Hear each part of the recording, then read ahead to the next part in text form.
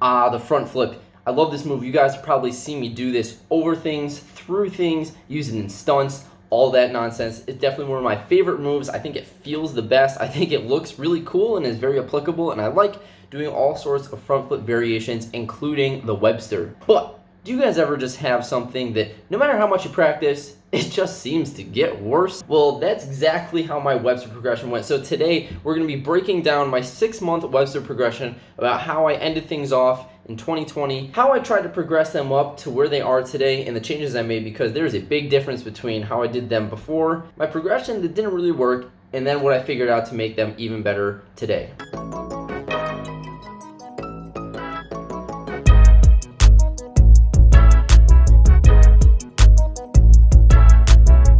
Alright guys, what's going on? Welcome back to another video. So like I said in the intro, today's video is going to be all about the Webster progression. So it's just going to be a short little video recapping exactly how I tried to do a progression for about 6 months, and then what happened, what went wrong, and then what did I figure out how to fix to be able to do them even better than before today. By the way, shameless plug here, as of today on my Ninjatic Instagram, link in description, I officially launched a second Instagram page. This is Ninjatic Athletics. So guys, this is actually a company that I've been working on for a long time now. There's a lot of big stuff to come. I'm not going to give away too much information, but it's going to have some online coaching, it's going to have some workout programs, it's going to have some merch stuff. So if you're interested in any of that, make sure to give it a follow. It really helps me out, helps support the channel. And yeah, make sure to follow me on my regular Ninjatic Instagram account too. I will have both links in the description of this video. All right, back to the content.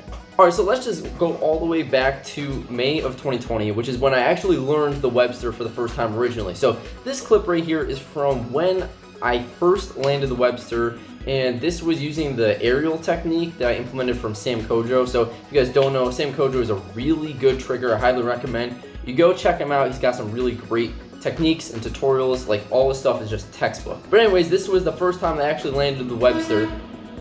That was rude. So this was the first time that I actually landed the Webster, and I did it from a running setup at first, and then I tried a couple from standing, and you know, I was actually really surprised at the amount of height that I was getting, because I honestly landed with, I think my knees are like above 90 degrees in this video. Like my knees are not bent past 90, which I was really surprised about. I basically didn't really practice this too much, but towards the end of 2020, I tried to refine it a little bit. So this is what my Websters looked like at the end of the year. So in December of 2020, this was basically how they were all looking. I feel like I got this tech down pretty well. It was just a Russian set, so you swing your arms forward and then backwards behind you, just trying to get that lift. And as you can see, I'm really kicking that back leg up. So my flexibility was actually pretty decent in these as well. And like, as you can tell from the landing, you know, I'm getting a good amount of height. I feel like I had decent control. So there's nothing really wrong with the Webster, but I just hated the way that it looked. Like, I never saw anyone else do them like that. I thought it looked kind of weird doing like this windmill thing with my arms.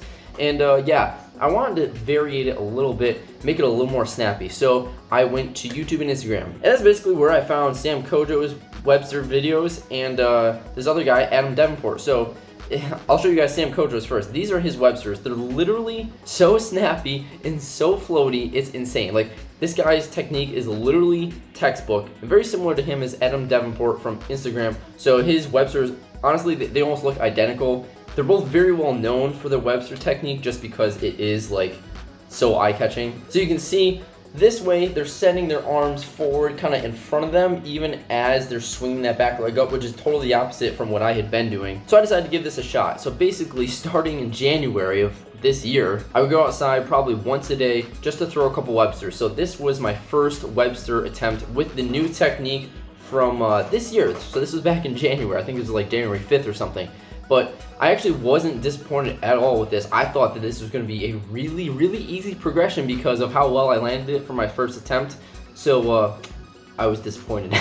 So basically, I practiced almost every day for, I don't know, several months. Originally, I was just going to make a 30-day Webster progression video starting from January 1st up through like February 1st, and then give it to you guys in the middle of February. But that clearly did not happen. And that's because I got worse. So let's get into that. So I did end up practicing a lot, so I'm just gonna throw some clips in here just periodically throughout the timeline. This was probably my average session. I think this was actually in March, so keep in mind, this is almost 3 months after, and I was practicing almost every day, and they were like getting worse. Like, look at these. Like, I'm not even landing half of them, and the ones that I am landing, I'm extremely low to the ground. Like, I'm just not jumping high enough off that front foot. I'm not kicking that back leg around hard enough. It just was not working.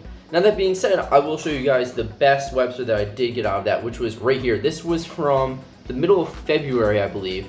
I think I actually put this in a YouTube video, but I was just super stoked about landing this because, like, literally watching this looks snappy. Like, it's not as snappy as like Sam Kojo's or Adam's, but like it's actually really good. It's definitely the best one I've ever done using this technique, and I haven't been able to do it like that since. So basically, after doing all of that and just failing repeatedly because I was just getting worse, I got really fed up and stopped practicing for a little while. And then a couple weeks ago, I came back to it. So if you guys follow me on Instagram, then you probably saw this clip right here, which is with a little hat.